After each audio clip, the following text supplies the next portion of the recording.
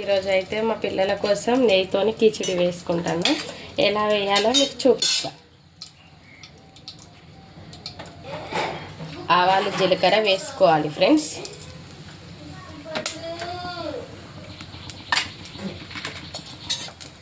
కొంచెం కరివేపాకు వేసుకోవాలి.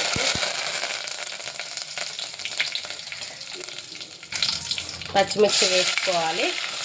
మంచిగా ఒకసారి కలిపేసుకోవాలి ఫ్రెండ్స్. ఉల్లిగడ్డ పచ్చిమిర్చి రెండు కలిపేసుకొని మంచిగా కలుపుకోవాలి ఫ్రెండ్స్. సరే అయితే కలిపేసి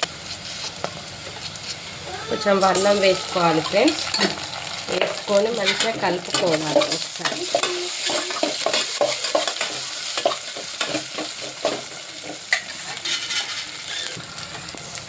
నేనైతే కొంచెం పసుపు వేసుకుంటాను ఫ్రెండ్స్. మీ ఇష్టం, మీరు వేసుకుంటే వేసుకోవచ్చు, లేకుండా లేదు ఫ్రెండ్స్.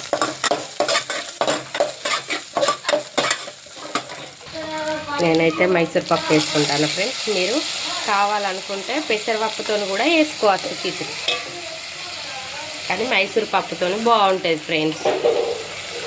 పొద్దున నానబెట్టుకోవాలి ఫ్రెండ్స్. పప్పు నానబెట్టుకొని మంచిగా కడుక్కొని వేసుకోవాలి. ఒక 10-15 నిమిషాలు నానబెట్టుకోవాలి ముందుగానే. నేనైతే కొంచెం టమాటా అయితే వేసుకుంటాను ఫ్రెండ్స్. మీరు కూడా వేసుకోవచ్చు, కావాలనుకుంటే వేసుకోవచ్చు ఫ్రెండ్స్. వద్దు అని లేకుంటే వేసుకోరాదు, ఉంటే వేసుకోవచ్చు లేకపోతే.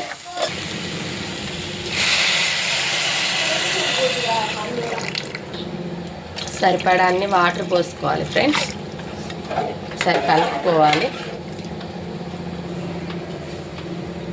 తగినంత ఉప్పు వేసుకోవాలి ఫ్రెండ్స్. ఎసరైతే వచ్చింది ఫ్రెండ్స్. ఇప్పుడైతే బియ్యం వేసుకుందాం.